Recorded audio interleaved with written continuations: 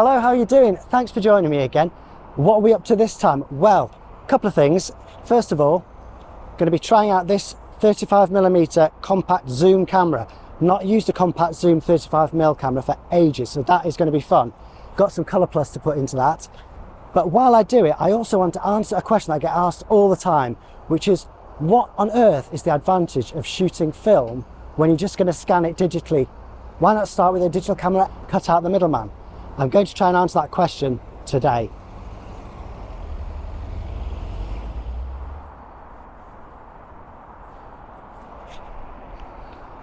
So while I load up my film, I will try and give the first reason why I think there's an advantage to shooting on film and then scanning digitally. And that is because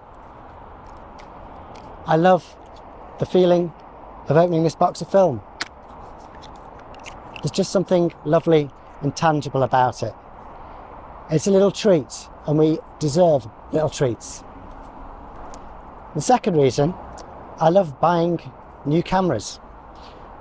And I can't afford to buy new digital cameras all the time because they're thousands of pounds.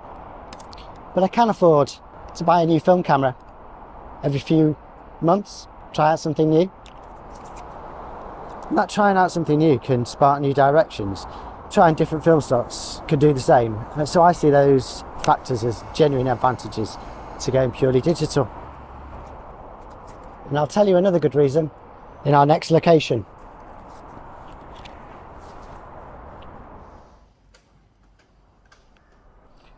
Just walking past and I saw Vernon Mill Artist Studio, Arts and Heritage Open Weekend. That's where my studio is. But anyway, other advantages of shooting film, I guess it's kind of a little rebellion, isn't it? It's kind of use it or you lose it. It's like cards and cash. It looks like cash is disappearing, and I think that's really sad. And it's because everybody has gone digital with their currency. So let's keep our film currency at least partly analog so that we don't lose it and then find that one day we need it and it's not there anymore. So it's an advantage not just to me but to future generations. So another one of the reasons why I prefer shooting with film, even if I'm going to scan it digitally, is I just feel I can go places that I wouldn't want to go with a digital camera with this. Now I know people always say it's not really that much cheaper shooting film than shooting digital. You end up spending the same amount on film, if not more, than you would on a really expensive digital camera in the end. But the thing is, you don't take all that film out with you on one go. So I can take this into the heart of the city, into an underpass, and I'm not really worried about getting mugged. I don't want to be hanging around here with an expensive digital camera, and if I've not got a camera with me, I can't take a picture.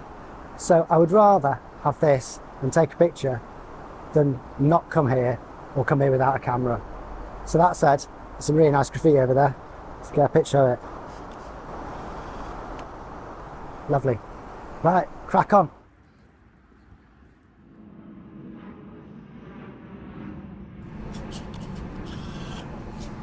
So I just had to take this picture.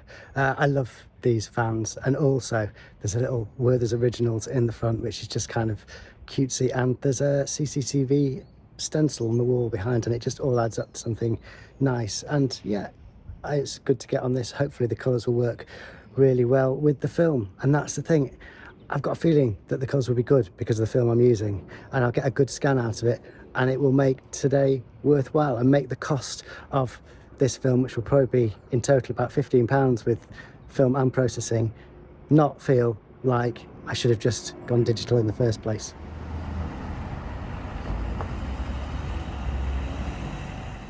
So I've spent a bit more time with this camera now, and I can tell you that I do like the ergonomics of it. It does feel nice and easy to hold, but I don't like this chunky yellow shutter button. You press it halfway down to focus and then all the way down to take the picture, but there seems to be a little delay on it. I don't know if that's just my imagination, and it just feels clunky, and I'm prone to pressing it too hard, so I don't like that. What I do like though is the top LCD panel here, which tells you what number you're on, so you know how much film you've got left, and you know whether your flash is on and things like that. So that is nice, and it's something which my XA2 doesn't have, and I really miss that on the XA2, because sometimes there's like a pointer and a dial and it's not very accurate. You can't really tell what it's looking at, so sometimes I'm off by 1 or 2 frames. One thing that really bugs me about this is it has an auto shut off after, I think it's about 3 minutes of inactivity. Now, I know we've got to save batteries and stuff, but it's just really annoying because it shuts itself down when I don't want it to, and then it defaults back to the settings that I don't want as well, so it's a double fail on that. But anyway, let's keep taking pictures, see what we get. So the camera actually just shut itself down on me as I was about to take a shot, because I must have hit exactly the moment when it was going to go into auto sleep mode, which is really unhelpful. But I got the shot. Fortunately, it wasn't one that had to be that exact moment. Well, it's clouded over a little bit here, but it's still good picture taking weather. It's not started raining yet, so that can't be bad. So in terms of why you would choose to shoot on film when you're going to scan it, there is one technical thing which I think can't be ignored, and that is the film look. Now, I know people argue a lot about, is there really such a thing as a film look? Can you emulate it, simulate it using digital? Well, you can to an extent, but not completely, I would argue. I think there is something very, very distinct about a particular look of film, and even if you can nearly get to it digitally, it's not the same as just having it out of the can. It gives you a bit more structure. I like knowing what film I've chosen to use. I've got Colour Plus in here today, and it's 200 and it's colour and vibrant popping colours, and that's what I'm going to work with. Whatever the light gives me, I can't change to a different ISO, I can't change to a different film, so I'm going to have to make the best of it, and that's what I'll do. So let's crack on. Thanks mate, appreciate it.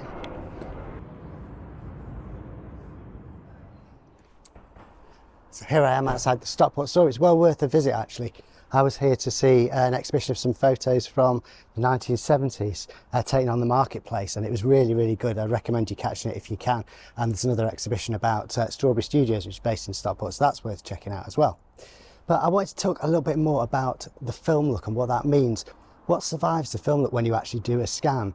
Well, the way the colours work, the way the silver works or the dyes, and it is kind of hard to explain, but it's not as simple as just Colour Plus, the reds pop. It's not that simple. When you have the actual film negative and you scan it, the end result is something with a very specific range of hues and tones, and you have to do some really quite clever processing in Photoshop or buying presets to try and emulate that, because it's not as simple as just pushing up the reds or the warmth backwards and forwards like you might do on an iPhone or something like that. So that is an important part of the film look, and it's something that does survive the scan and is well worth doing it for. It's the same when you get a scan from a lab. It's worth doing because you do get to keep it.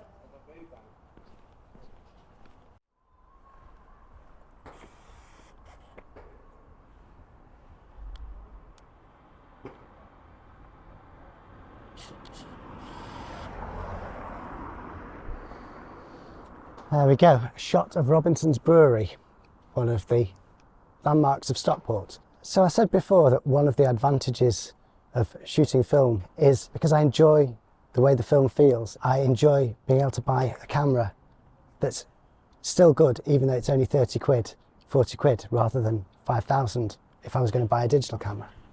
But those are very personal things, and it's about the process rather than about the result. And I think people often, what they mean when they ask what's the advantage is how is it going to make the end result better. There's not enough space for imperfection in today's world, in my view. Everything has to be auto-tuned. Everything has to be completely perfect. And the world isn't perfect. I'm certainly far from perfect. And I think there's something to be said for that. I think there's a space for imperfection, and shooting with this means that I make do with the imperfect. And maybe that's something we need to remember. Okay, so I've said a lot about my philosophy and stuff like that, but what about the actual camera itself? Well, it's been fun to use, but it's so noisy and it's so slow to start up. When you switch it on, there's this big hiss, which I'm sure my cat would not enjoy, and it's a few seconds before you can actually shoot with it.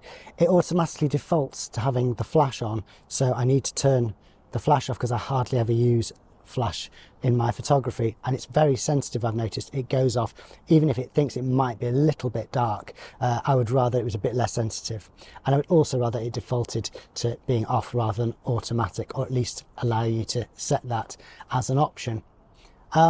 In terms of results, we'll obviously have to wait and see, but the shots I've seen taken with this before have always been really nicely sharp, and the auto focus seems to work really well.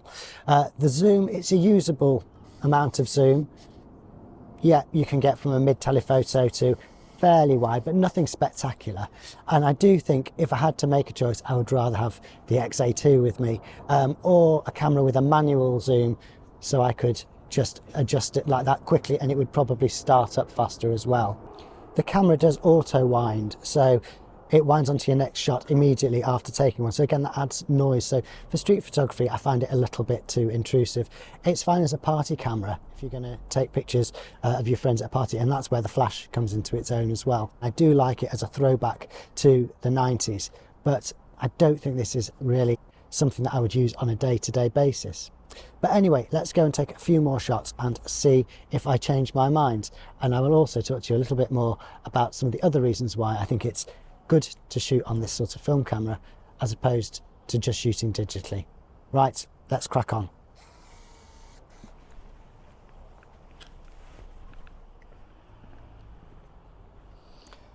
Now, one of the things I like about shooting on film is you actually have a physical and permanent record of what you've done. It's not a file that can get lost in the cloud.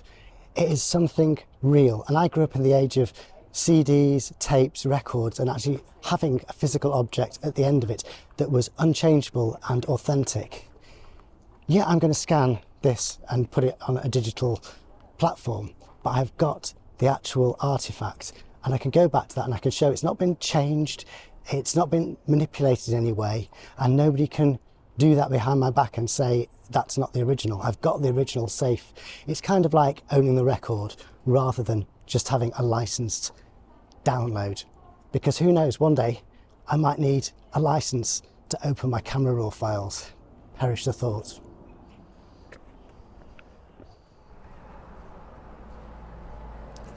One of the things I do like about this camera, having used it a bit more, is how close it focuses. You can pick out the details of these murals really well.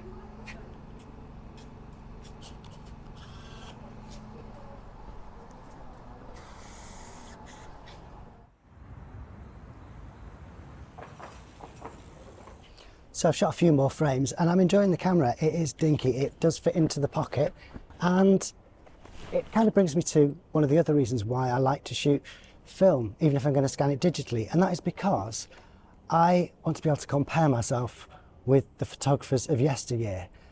I see so many pictures that have been taken on digital, on Instagram and places like that, and the equipment has done so much of the work for the photographer. Now, I'm all for making my life easy, and I like to take any advantages that I can get. And when I'm shooting professionally, I quite often use digital because I want to get the best result. But I do like to test myself. So if I can compare like for like, if I can use the film that the greats used in the old days or something like that, and a simple camera, it's just a way to test myself. It's a way to keep myself on the straight and narrow. Right, let's crack on.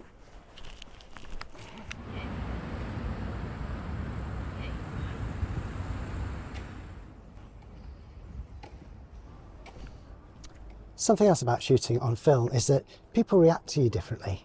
People see you with a film camera, they're kind of more positive towards you because it's not for social media. Also, I kind of think that by taking a picture on film, you are showing that something is worth something because it's costing you money to develop that film and to buy that film. And I think that shows in the results.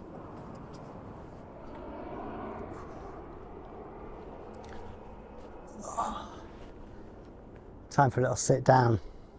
Now, I'll tell you something else that's bugging me about this camera. it's not just the lack of a lens hood. There is a glass protective plate over the lens, but it still smudges. But it's also the fact that you've got to use DX coded film on it. Now, I don't tend to go and bulk roll film, and I know you can get little DX coded stickers, but it's really annoying that you can't rate a 200 film at 400 or 1600. You can't push or pull. It just won't do it. I mean, I know it is a point and shoot, and I'm maybe asking a bit too much, but yeah, it would be nice if there was a manual setting on there, any kind of manual setting at all. But to go back to the philosophy again, one of the reasons I think it's worth scanning film rather than just taking a digital image is the time it takes you to do it. It means that you actually pay attention to the frames that you've shot in a way that you might not if it was just a digital file. If you get a whole screen full of icons, you might just pass over it thinking, oh, they're all boring. But when you actually have to take the time to scan the film, you actually notice things that you might not have noticed before. And it also makes you more aware of your practice and that you're not just shooting things for the sake of it. There is a point to it. That's it. Let's go over and take some more probably pointless photos.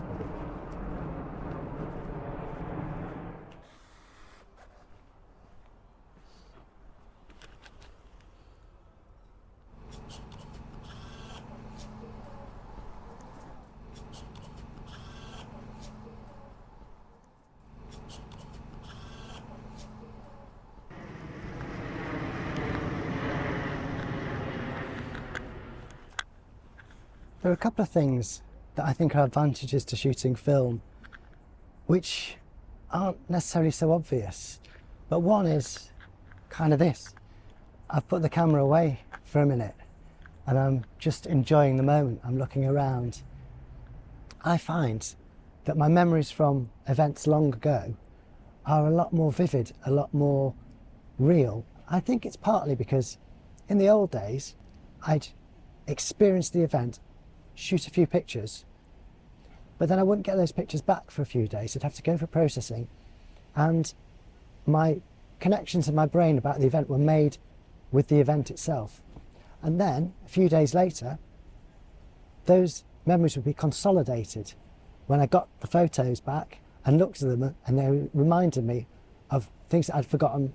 So it was actually a technical way to make my brain do a better job of remembering. And that's a pretty big advantage, I think. I think there are things to do with modern life which don't help as well. We're less connected than we used to be. We're more likely to just put a photo up on Instagram and say, this is what I did, than to actually meet a friend and then talk about what you got up to, and again consolidate those memories. But you know, that's the way of the world, and I'm, I suppose, a YouTuber these days, and so I'm part of the problem, if indeed it is a problem rather than the solution. But it's one of the reasons I like to shoot analog photographs. Even though I'm going to scan it later, I'd quite like to have to wait a few days to get the results and allow my own memories to form without the help of some photographic representations. Maybe I'll remember the sounds, the smells, the tastes a little better that way. I'm certainly not going to stop shooting digital. I love shooting digital, but I try to shoot digital on one occasion and analog on another. I tend to shoot professional stuff digitally and fun stuff analog. Not sure I want to remember the days at work, so I'm quite happy for them to be overwritten by the digital photograph impinging on my mind.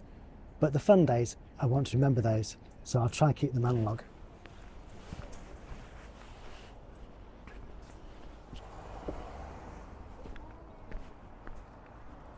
So here we are back at Stockport Marketplace, which I think is a good place to leave this video. I've had fun shooting with this camera. I don't think it's the one for me, but it was nice to test it out. And I hope you've enjoyed spending a bit of time with me, hearing my thoughts on why I do think it's worth shooting with film, even if you're going to digitally scan it and present it, at least initially. So that's it for this time. Please do join me again soon. Do like, subscribe, share. It really helps me out. And until we meet again, take care of yourselves. Have fun whatever you're shooting. Bye for now.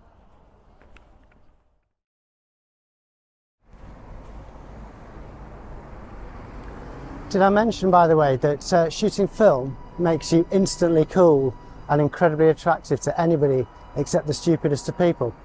That's been scientifically proven.